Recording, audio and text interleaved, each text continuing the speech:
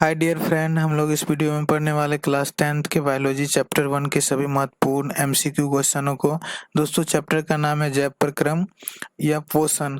तो दोस्तों, हम लोग इस चैप्टर को शुरू करने से पहले ये जानने की कोशिश करते हैं कि जैव प्रक्रम होता क्या है और पोषण क्या होते हैं तथा पोषण की कितनी विधियां होती हैं। तो दोस्तों, हम लोग सबसे पहले जानते हैं कि जैव प्रक्रम क्या होता है। तो वे सारी क्रियाएं जिनके द्वारा जीवों का अनुरक्षण होता है जैव प्रक्रम कहलाती है। जबकि पोषण वह विधि है जिसमें जीव पोषक तत्व को ग्रहण कर उनका उपयोग करते हैं। यह प्रक्रिया पोषण कहलाती है। दोस्तों, जीवों में पोषण मुख्यतः दो विधियों के द्वारा होती है। जो पहला होता है वो स्वपोषण होता है, इसे इंग्लिश में हेटरोट्रॉफिक न्यूट्रिशन के नाम से जाना जाता है। दूसरा परपोषण होता है, जिसे हेटरोट्रॉफिक न्यूट्रिशन के नाम से जाना जाता है। तो चलिए दोस्तों, इस चैप्टर से संबंधित महत्वपूर्ण एमसीक्यू क्वेश्चनों को देखते हैं।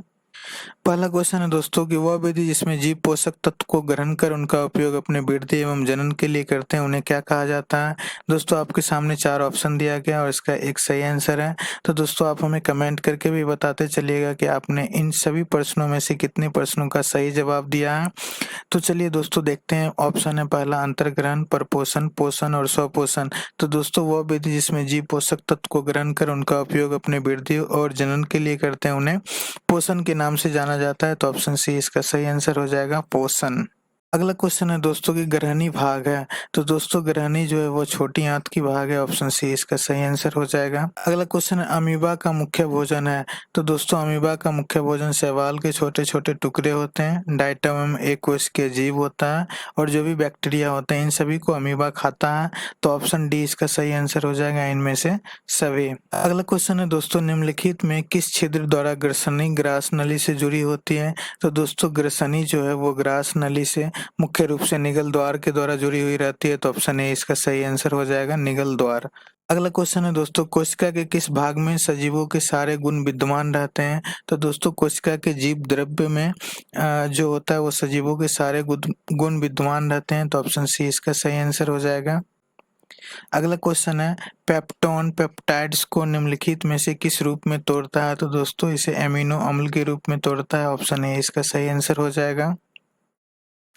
अगला क्वेश्चन है दोस्तों, इनमें कौन सी रचना द्वारा अमीबा में भोजन अंतर्ग्रहण होता है। तो दोस्तों, अमीबा में भोजन अंतर्ग्रहण करने की जो विधि होती है वो कूटपाद होती है। ऑप्शन ए इसका सही आंसर है।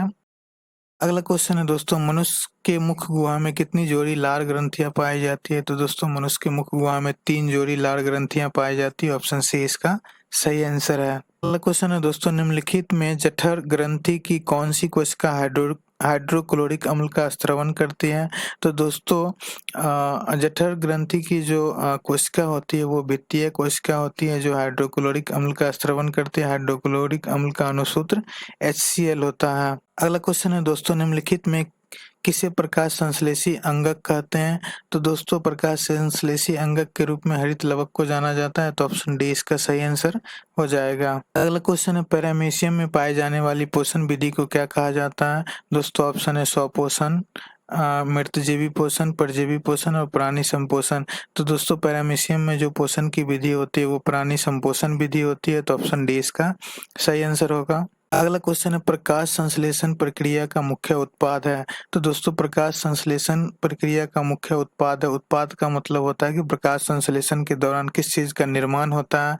तो दोस्तों, प्रकाश संश्लेषण के दौरान ऑक्सीजन का निर्माण होता है, अर्थात ऑक्सीजन प्रकाश संश्लेषण का उत्पाद है। तो ऑप्शन बी इसका सही आंसर हो जाएगा। अगला क्वेश्चन है प्रकाश संश्लेषी इकाई है। तो दोस्तों, ऑप्शन है क्लोरोप्लास्ट, प्लेस्टिड, क्लोरोफिल और इनमें से कोई नहीं। तो दोस्तों, प्रकाश संश्लेषण की इकाई क्लोरोफिल है। तो ऑप्शन सी इसका सही आंसर है। अगला क्वेश्चन है दोस्तों, पैरामीशियम में भोजन का अंतर्ग्रहण होता है। तो दोस्तों, पैरामीशियम में जो होता है भोजन का अंतर्ग्रहण वो कोशिका मुख के द्वारा होता है। तो ऑप्शन बी इसका सही आंसर हो जाएगा, कोशिका मुख। अगला क्वेश्चन है दोस्तों, डेंटाइन के ऊपर दांतों की सुरक्षा हेतु पाए जाने वाली कठोर परत को क्या कहते हैं। तो दोस्तों, दांतों के ऊपर जो सबसे कठोर परत पाई जाती है उसे एनामेल के नाम से जाना जाता है। तो ऑप्शन ए इसका सही आंसर होगा। अगला क्वेश्चन है दोस्तों कि दांत अस्थि क्षय का कारण है। तो दोस्तों, दांत के जो क्षय के मुख्य रूप से कारण होते हैं वो होता है मीठे चीजों का ज्यादा खाना, बैक्टीरिया द्वारा अम्ल का निर्माण करना, अगर मुंह को अच्छे ढंग से साफ नहीं करते हैं तो दांतों की सफाई न करना। ये सभी दोस्तों दंत अस्थि क्षय का कारण हो सकता है, तो ऑप्शन डी इसका सही आंसर होगा इनमें से सभी। क्वेश्चन है, मनुष्य के आहार नाल की कौन सी रचना अवशेषी अंग है? तो दोस्तों अपेंडिक्स इसका सही आंसर हो जाएगा ऑप्शन बी। तो दोस्तों सबसे पहले हम लोग ये समझने की कोशिश करते हैं कि ये अवशेषी अंग जो है वो अवशेषी अंग होते क्या हैं? तो दोस्तों ये ऐसे अंग होते हैं जो हमारे पूर्वजों में काफ़ी विकसित थे, लेकिन धीरे-धीरे समय के बढ़ने से और लगातार परिवर्तन होने की वजह से ये अवशेषी अंग अभी भी हमारे शरीर के अंदर उपस्थित होते हैं, लेकिन उसकी जो आकृति होती है वो पहले से काफ़ी छोटी हो जाती है। तो इस तरह के जो भी अंग हमारे शरीर के अंदर पाए जाते हैं उसे अवशेषी अंग के रूप में जाना जाता है। अगला क्वेश्चन है, चायल का अवशोषण होता है, तो दोस्तों चायल का अवशोषण इलियम में होता है, ऑप्शन ए इसका सही आंसर है। अगला क्वेश्चन है, स्वपोषी पोषण के लिए आवश्यक है, तो दोस्तों स्वपोषी को पोषण करने के लिए क्लोरोफिल, सूरज का प्रकाश, जल एवं कार्बन डाइऑक्साइड की आवश्यकता होती है, तो ऑप्शन डी इसका सही आंसर हो जाएगा इनमें से सभी। अगला क्वेश्चन है दोस्तों कि निम्नलिखित में कौन अमीनो अम्ल के विखंडन से बनता है? तो दोस्तों अमीनो अम्ल के विखंडन से अमोनिया का निर्माण होता है, ऑप्शन सी इसका सही आंसर है। अगला क्वेश्चन, अमाशय में अधपचे भोजन के लय की तरह स्वरूप को क्या कहा जाता है? तो दोस्तों अमाशय में जो अधपचे भोजन होते हैं वो एक लय के रूप में बन जाता है, जिसे कायम के नाम से जाना जाता है, ऑप्शन ए इसका सही आंसर हो जाएगा। अगला क्वेश्चन है, छोटी आंत में भोजन के पाचन में निम्नलिखित में किस रस की भूमिका होती है? तो दोस्तों हमारे शरीर में छोटी आंत में जो भोजन के पाचन में कई प्रकार के रस की आवश्यकता होती है, जैसे कि पित्त रस, अग्नाशय रस और आंत रस। तो इनमें से सभी ऑप्शन डी इसका सही आंसर हो जाएगा। इन सभी रसों की जरूरत होती है भोजन के पाचन में। क्वेश्चन है दोस्तों, छोटी आंत एवं बड़ी आंत के जोड़ पर पाए जाने वाली एक छोटी नली नुमा रचना को क्या कहते हैं? तो दोस्तों हमारे शरीर में जो छोटी आंत होती है और बड़ी आंत होती है उनके जोड़ पर एक नली नुमा संरचना होती है। इस संरचना को सीकम के नाम से जाना जाता है। तो दोस्तों ऑप्शन ए इसका सही आंसर हो जाएगा, सीकम। अगला क्वेश्चन है, निम्नलिखित में कौन सजीव के मुख्य लक्षण है? तो दोस्तों श्वसन करना सजीवों का मुख्य लक्षण है, ऑप्शन बी इसका सही आंसर होगा। अगला क्वेश्चन है, मुख गुहा का पिछला भाग क्या कहलाता है? तो दोस्तों मुख गुहा का पिछला भाग ग्रसनी कहलाता है, ऑप्शन ए इसका सही आंसर है। अगला क्वेश्चन है, अमाशय के अग्रभाग को क्या कहते हैं? तो दोस्तों अमाशय के अग्रभाग को कार्डियक कहा जाता है और बीच वाले भाग को फुंडिक कहा जाता है और पीछे वाले भाग को पाइलोडिक के नाम से जाना जाता है। अगला क्वेश्चन है दोस्तों, स्वाद कलियां पाई जाती है, तो दोस्तों स्वाद कलियां जीभ के ऊपरी सतह पर पाई जाती है, ऑप्शन बी इसका सही आंसर है।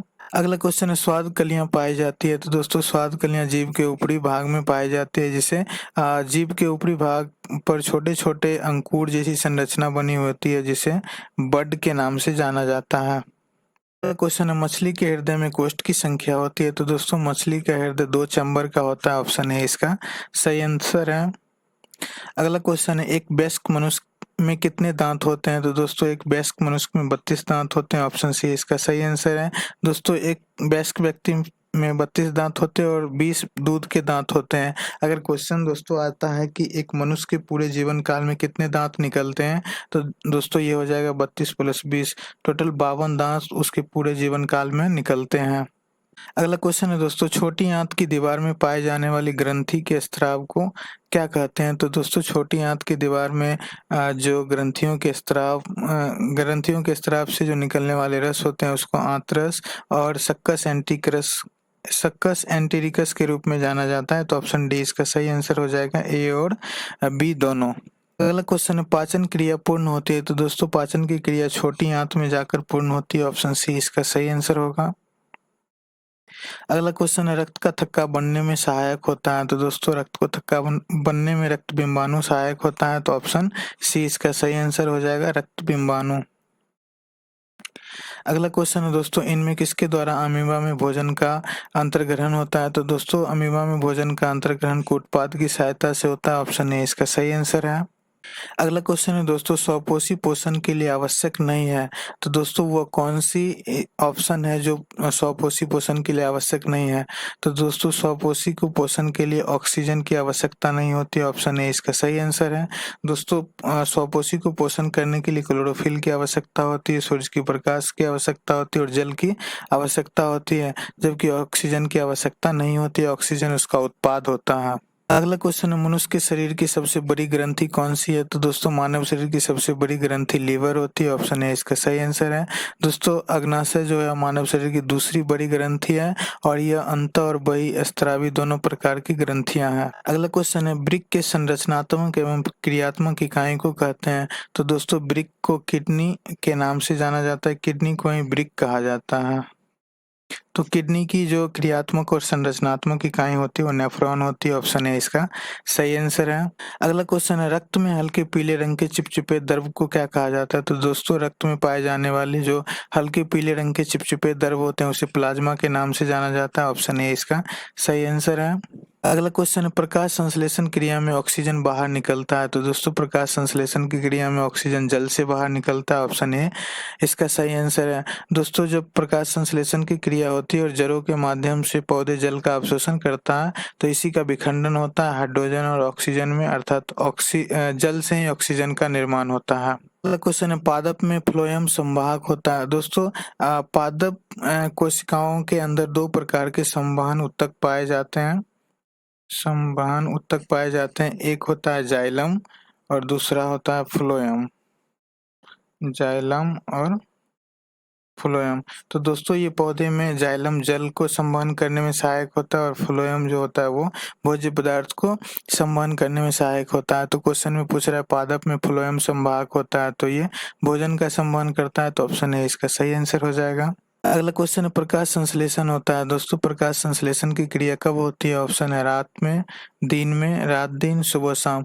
तो दोस्तों प्रकाश संश्लेषण की क्रिया हमेशा दिन में ही होती है क्योंकि सूरज दिन में ही दिखाई देते हैं, तो ऑप्शन बी इसका सही आंसर हो जाएगा। अगला क्वेश्चन है यूरिया रक्त में कहाँ प्रवेश करती है? तो दोस्तों यूरिया रक्त में यकृत के माध्यम से प्रवेश करती है, तो ऑप्शन बी इसका सही आंसर हो जाएगा यकृत। अगला क्वेश्चन है पौधे में पाए जाने वाला गाढ़ा एवं दूधिया उत्सर्जित तरल पदार्थ को क्या कहा जाता है? तो दोस्तों पौधे में जो गाढ़ा और दूधिया उत्सर्जित पदार्थ पाया जाता है उसे लेटेक्स के नाम से जाना जाता है, ऑप्शन ए इसका सही आंसर होगा। अगला क्वेश्चन है कि खुला परिसंचरण तंत्र किसमें पाया जाता है? दोस्तों ऑप्शन है मनुष्य में, कॉकरोच में, घोड़ा में और ऊंट में। तो खुला परिसंचरण तंत्र जो है वो कॉकरोच में पाया जाता है, ऑप्शन बी इसका सही आंसर है। अगला क्वेश्चन है जठर ग्रंथियां कहाँ पाई जाती हैं? तो दोस्तों ऑप्शन है आंख में, अग्नाशय में, यकृत में और आमाशय में। तो दोस्तों जठर ग्रंथियां आमाशय में पाई जाती है, तो ऑप्शन डी इसका सही आंसर हो जाएगा। अगला क्वेश्चन है दोस्तों कि पाइरुवेट के विखंडन से कार्बन डाइऑक्साइड, जल तथा ऊर्जा का निर्माण होता है और यह क्रिया कहाँ पर होती है? तो दोस्तों ये माइटोकॉन्ड्रिया के अंदर होता है, ऑप्शन बी इसका सही आंसर है।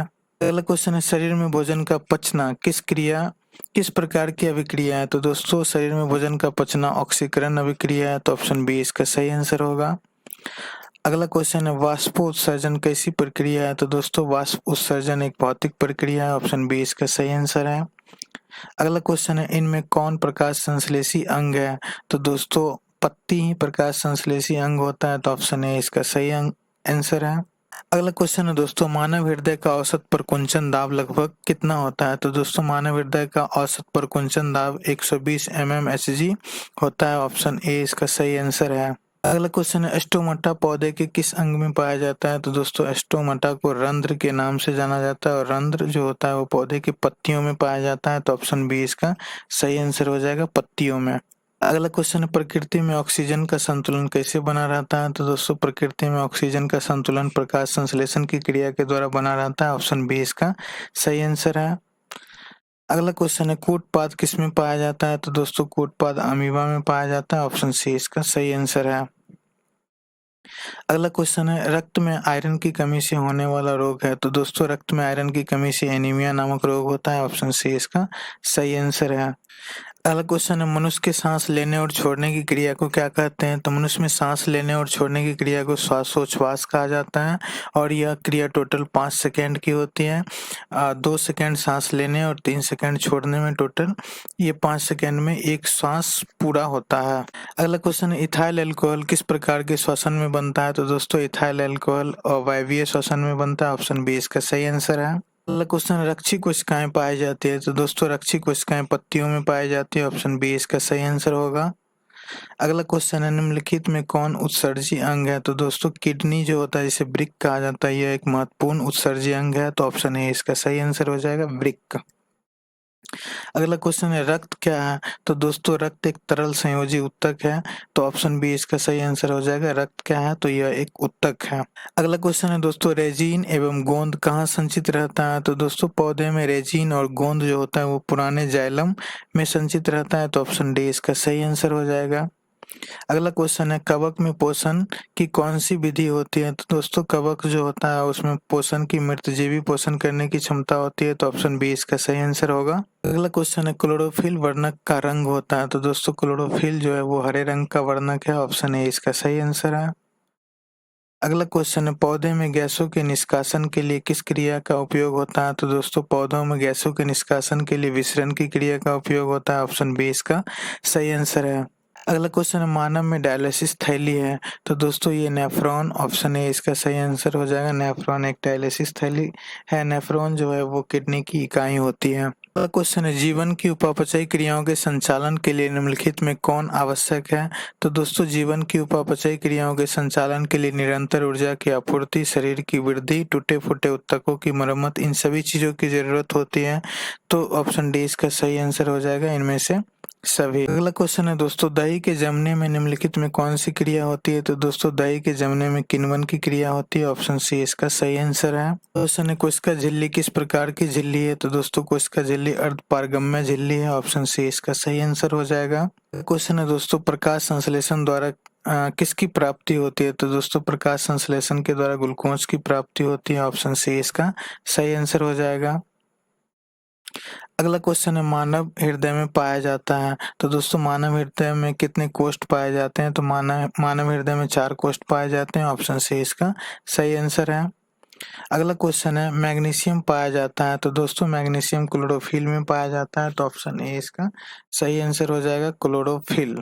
अगला क्वेश्चन है दोस्तों कौन सी क्रिया सभी जीव के लिए अनिवार्य है? तो दोस्तों सभी जीवों में श्वसन की क्रिया अनिवार्य होती है, क्योंकि श्वसन की क्रिया की मदद से ही लोग या कोई भी जीव सजीव होने की पुष्टि की जाती है, तो ऑप्शन सी इसका सही आंसर है।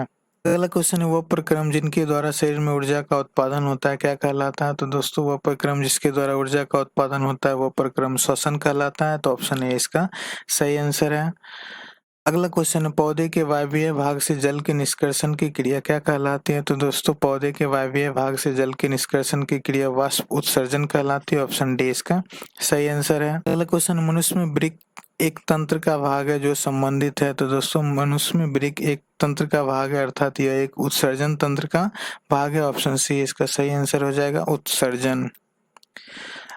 अगला क्वेश्चन है दोस्तों कि श्वसन क्रिया के दौरान कितनी प्रतिशत ऊर्जा ताप के रूप में निष्कासित होती है? तो दोस्तों 20% ऊर्जा जो है वो ताप के रूप में निष्कासित होती है, ऑप्शन ए इसका सही आंसर है।